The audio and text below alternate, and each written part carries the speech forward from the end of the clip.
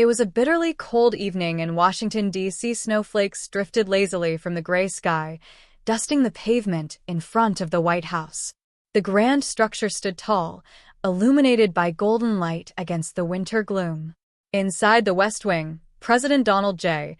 Trump had just concluded a long and intense policy meeting. His aides were busy gathering documents as he put on his overcoat, preparing to leave for an unannounced visit to a local veterans center. "I want to go alone," he told his Secret Service detail. They exchanged glances, knowing it was an impossible request, but they relented to minimize their presence. A few unmarked cars and 2 security officers would trail him at a distance. As the motorcade made its way through the streets of D.C., Trump gazed out the window.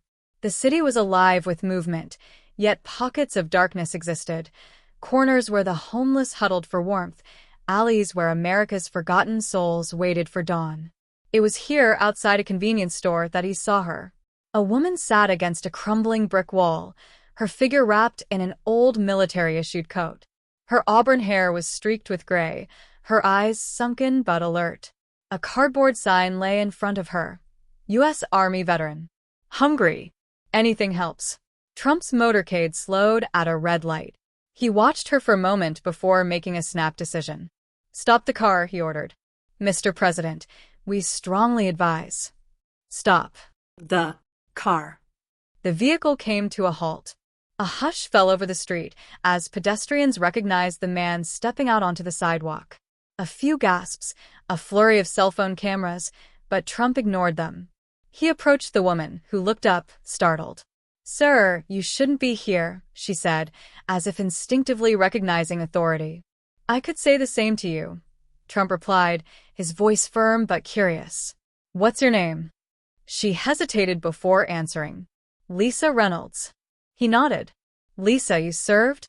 She straightened up, despite the cold gnawing at her bones. "Yes, sir. U.S. Army. Deployed to Iraq and Afghanistan. 3 tours. Trump crossed his arms. "3 tours? That's tough." Lisa let out a bitter laugh. "Tougher than I expected. Came back injured. Got shuffled through the VA like I was just another file in a cabinet. Lost my job. Bills piled up. One thing led to another and, well," she gestured to her surroundings, "here I am." Trump's gaze hardened. He had given countless speeches about supporting veterans, had signed policies aimed at fixing the very system that had failed Lisa. Yet here she was, a decorated soldier, abandoned by the country she had fought for. "That's not right," he muttered. Lisa smirked. "Welcome to reality, Mr. President." A small crowd had begun to form, whispers rippling through them. Trump ignored the murmurs. He reached into his coat pocket and pulled out a thick, gold-embossed business card. He handed it to Lisa. "Go to this address tomorrow," he said. "They'll get you food, a place to stay, and help you get back on your feet. Tell them I sent you." Lisa took the card, turning it over in her calloused fingers. "You serious?" Trump smirked. "I don't make offers I don't mean." She studied him for a long moment, searching for insincerity. Finding none, she nodded. "All right, Mr. President. I'll be there." As Trump walked back to his motorcade, Lisa watched him go, gripping the card tightly. For the first time in years, she felt something stir in her chest. Hope. The next day, Lisa arrived at the address Trump had given her, a top-tier rehabilitation and employment center for veterans.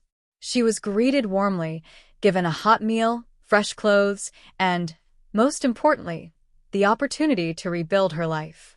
Weeks passed, and Lisa's transformation was remarkable.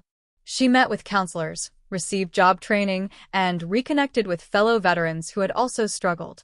One day, she received a call, an invitation to the White House. When she arrived, she was led to the Oval Office. There, President Trump stood, a broad smile on his face. "Lisa, looking much better," he said.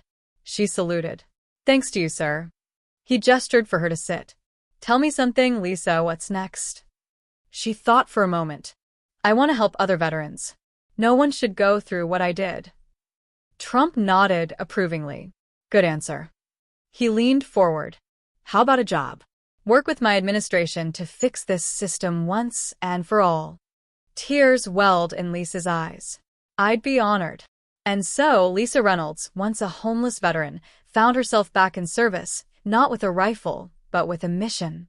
She had fought for her country once before. Now, thanks to an unlikely encounter with the President of the United States, she would fight again, this time for those who had been forgotten.